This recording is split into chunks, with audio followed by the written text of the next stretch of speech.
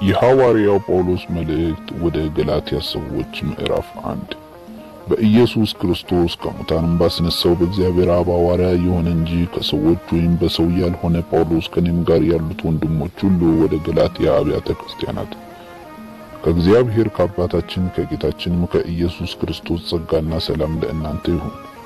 ክፉ ከሆነ ከአሁኑ ዓለም ያድነን ዘንድ እንደ አምላካችንና እንደ አባታችን ፍቃድ ስለ ኃጢአታችን ራሱን ሰጠ። ለአብ ከዘላለም እስከ ዘላለም ክብር ይሁን፣ አሜን።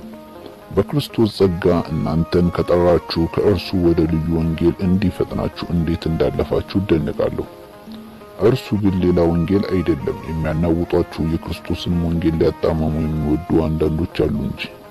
ነገር ግን እኛ ብንሆን ወይም ከሰማይ መልአክ ከሰበክንላችሁ ወንጌል የሚለይ ወንጌልን ቢሰብክላችሁ የተረገመ ይሁን። አስቀድመን እንዳለን እንዲሁ አሁን ሁለተኛ ላለው ከተቀበላችሁት የተለየውን ማንም ቢሰብክላችሁ የተረገመ ይሁን።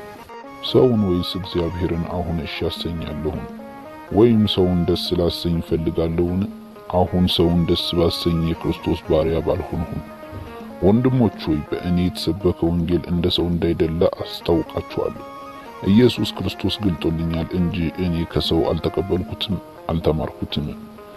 በአይሁድ ሥርዓት በፊት እንዴት እንደኖርኩ ሰምታችኋልና የእግዚአብሔርን ቤተክርስቲያን ያለ ልክ አሳድድና አጠፋ ነበር። ለአባቶችም ወግ ከመጠን ይልቅ እየቀናው በወገኔ ዘንድ በዘመኔ ካሉት ብዙዎችን በአይሁድ ሥርዓት ትበልጥ ነበር።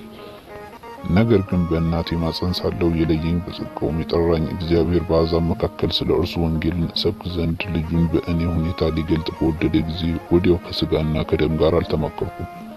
ከእኔም በፊት ሐዋርያት ወደ ነበሩት ወደ ኢየሩሳሌም አልመጣሁም። ነገር ግን ወደ አረብ ሀገር ሄዱ፣ እንደገናም ወደ ደማስቆ ተመለሱ።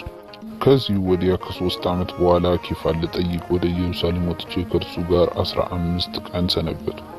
ነገር ግን ከጌታ ወንድም ከያዕቆብ በቀር ከሐዋርያት ሌላ አላየሁም። ስለምጽፍላችሁም ነገር እነሆ በእግዚአብሔር ፊት ሐሰት አልናገርም። ከዚያ ወዲያ ወደ ሶርያና ወደ ኪልቅያ ሀገር መጣሁ። በክርስቶስም ያሉት የይሁዳ ማህበሮች ፊቴን አያውቁም ነበር። ነገር ግን ቀድሞ እኛን ያሳደድ የነበረ እርሱ በፊት ያጠፋው የነበረውን ሃይማኖት አሁን ይሰብካል ተብሎ ሲነገር ይሰሙ ነበር። ስለ እኔም እግዚአብሔርን ያከብሩ ነበር።